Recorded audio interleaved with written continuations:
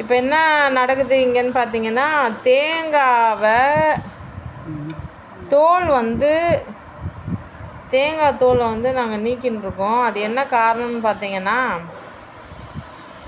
அதோட தேங்காய் தோலை நீக்கினா தான் வந்து தேங்காய் சட்னி செய்ய முடியுமா?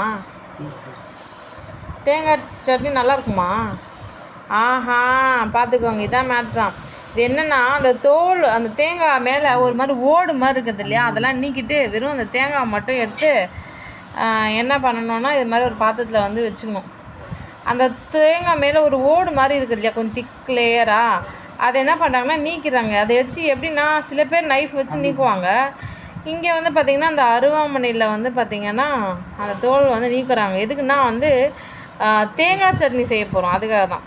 தேங்காய் சட்னி தோசைக்கு எனக்கு ரொம்ப ரொம்ப பிடிக்கும், அதனால சமைக்கிறாங்க. எனக்கு இந்த ரவை உப்புமாவுக்கு கூட எனக்கு இந்த தேங்காய் சட்னி தான் சாப்பிடுவேன். மற்றபடி வேறு எந்த சைட் டிஷ்க்கும் அவ்வளோ கூட சாப்பிட மாட்டேன். பட் தேங்காய் சட்னினாலே இந்த ரவை உப்புமாவுக்கு தோசைக்கு சாப்பிடுவேன். இட்லி கூட சாப்பிட மாட்டேன் அந்தளவுக்கு, ஆனால் தோசைக்கு நான் சாப்பிடுவேன். சரி, இன்றைக்கி எங்கள் வீட்டில் என்னென்னு பார்த்தீங்கன்னா தோசை சுட போகிறோம். தோசையும் தேங்காய் சட்னியும் தான் இன்றைக்கி காம்பினேஷன். இன்றைக்கி நான்வெஜ்லாம் செய்யலை. என்ன காரணம்னு பார்த்தீங்கன்னா, எங்கள் வீட்டில் இன்னும் விநாயகர் அப்படியே தான் இருக்கிறாரு. அவர் வந்து இந்த 3ஆவது நாளில் தான் தண்ணியில் வந்து போடுவாங்க இல்லையா, போட்டு இந்த கரைக்கிறதுன்னு சொல்லுவாங்க. அது வந்து இன்னும் டைம் இருக்குது, நாளைக்கு தான் அந்த வேலைலாம் நடக்கும். அதனால் அது வரைக்கும் நான்வெஜ் சமைக்கக்கூடாது, ரொம்ப சுத்தமாக இருக்கணுன்றதுனால வெஜ்ஜு தான். அதனால் இன்றைக்கி பார்த்திங்கன்னா தேங்காய் சட்னி தான் செய்ய போகிறோம். தேங்காய் சட்னி எப்படி செய்யறதுன்ற ரெசிப்பியும் நான் வீடியோ போட்டிருக்கேன், போய் பாருங்கள். ஏன் இதெல்லாம் நான் நம்ம ஊர் ஆளுங்க பார்த்துட்டு அட எங்கள் வீட்டில் தேங்காய் சட்னி சாப்பிட்டதே இல்லை பாரு அப்படின்னு கமெண்டில் பண்ணுவீங்க. விஷயம் என்னென்னா, சில ஃபாரினர்ஸ் கூட வந்து பார்த்திங்கன்னா இந்த பேஜை வந்து ஃபாலோ பண்ணுறாங்க. ஸோ அவங்களுக்குலாம் இது புதுசாக இருக்கும்ல. ஸோ இது தெரிஞ்சவங்களுக்கு போர் அடிக்கலாம், ஆனால் தெரியாதவங்களுக்கு இது ரொம்ப யூஸ்ஃபுல்லாக இருக்கலாம். அவங்க வீட்லேயும் தேங்காய் சட்னி எப்படி செய்யறது அப்படின்ற வந்து இன்ஃபர்மேஷன் அவங்க தெரிஞ்சுக்கிட்டு அவங்க வீட்டில் செஞ்சு சாப்பிட்டு என்ஜாய் பண்ணுவாங்கல்ல, அதுக்காக தான். சில பேர் என்ன பண்ணுவாங்கன்னா, அந்த ஓடோடவே அந்த மேலே இருக்க ஓடோடவே செஞ்சுருவாங்களாம். அது அந்தளவுக்கு டேஸ்ட் இருக்காதுன்றாங்க. பாருங்கள் அந்த ஓடோட எப்படி இருக்குது பாருங்களா. தூரத்துலேருந்து பார்த்தா சில பேர் கல் நினச்சிருவாங்க, அதை நல்லா பார்த்தா தான் தெரியும் அது தேங்காயோட ஓடு. ஸோ அதுதான் இவ்வளோ தூரம் கஷ்டப்பட்டு அதை நீக்கின்னு இருக்காங்க. சரியா?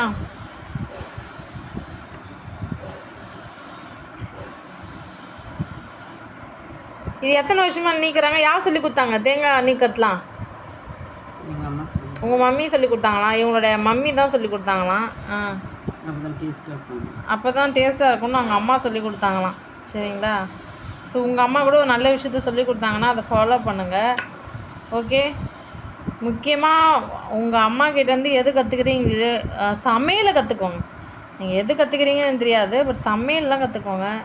பிகாஸ் எல்லாருக்குமே அவங்க அம்மா சமையல், அவங்க அம்மா கைப்பக்கத்தை செஞ்ச உணவு வகையெல்லாம் ரொம்ப பிடிக்கும் இல்லையா? ஸோ அதனால் நான் என்ன பண்ணுவேன்னா, இவங்க வந்து ரொம்ப கஷ்டப்பட்டு அந்த தோலெலாம் நீக்கிட்டு அந்த தேங்காய் சட்னிக்காக ரெடி பண்ணுறாங்க. நான் என்ன பண்ணுவேன்னா, இங்கே இருக்குது பார்த்தீங்களா, உள்ளே தேங்காய்லாம் இருக்குது இல்லையா, இதெல்லாம் ஒரு ரவுண்டு இப்படி பார்த்துட்டு கையை விட்டு இப்படி ஒன்று எடுத்து வாயில் போட்டுக்கிறது, வேறு ஒன்றும் இல்லை. இப்போ எதுக்காக விட்டா வாயில் போட்டான்.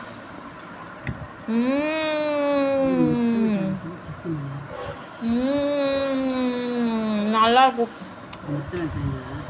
இது ஆக்சுவலாக பிஞ்சு தேங்காய்னு நினைக்கிறேன்ல. அப்படியா? சில தேங்காயில் இந்த இலசுன்னு சொல்லுவாங்க, அது வந்து தேங்காய் சட்னியும் நல்லா இருக்கதான். நல்லா முத்தின தேங்காயில் செய்கிற சட்னி தான் நல்லா இருக்குமா. இது வந்து முத்தினது தான், நல்லா இருக்கு, இனிப்பாக இருக்கும்.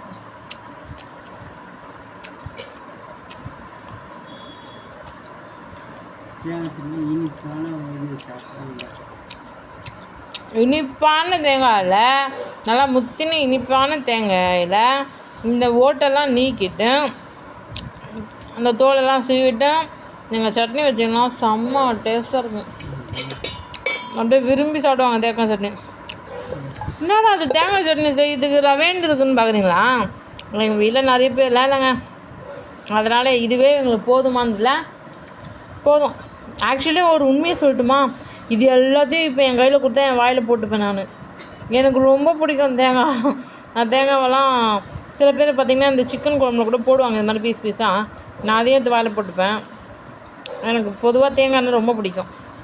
தேங்காய் அந்த இளநீரில் உள்ள அந்த ஒரு எலசு மாதிரி கொடுப்பாங்களா, அதையும் நான் சாப்பிட்ருவேன். இன்னும் ஒரு சோம்பேறி தான் நான். இது மாதிரிலாம் உரிக்கிறதுலாம் ரொம்ப கஷ்டம் இல்லையா, அதனால் சோம்பேறி. பட் இது மாதிரி உரிச்சு எங்கன்னா கிடச்சினா எடுத்து வாயில் போட்டுப்பேன். சரி, ஓகே, எல்லாருக்கும் ஒரு பாய் சொல்லிடுமா? பாய். நாங்கள் இப்போ வந்து தேங்காய் சட்னி செய்ய போகிறோன்னு சொல்ல, தேங்காய் சட்னி தோசையும் சுட போகிறோம். அந்த வீடியோ எல்லோரும் பாருங்கன்னு சொல்ல. பாருங்கள். ஓகே காமி, நம்ம எவ்வளோ கஷ்டப்பட்டு அந்த தேங்காயோட தோலை நீக்கி நாங்கள் ரெடி பண்ணி வச்சுருக்கோம் பாருங்கள்.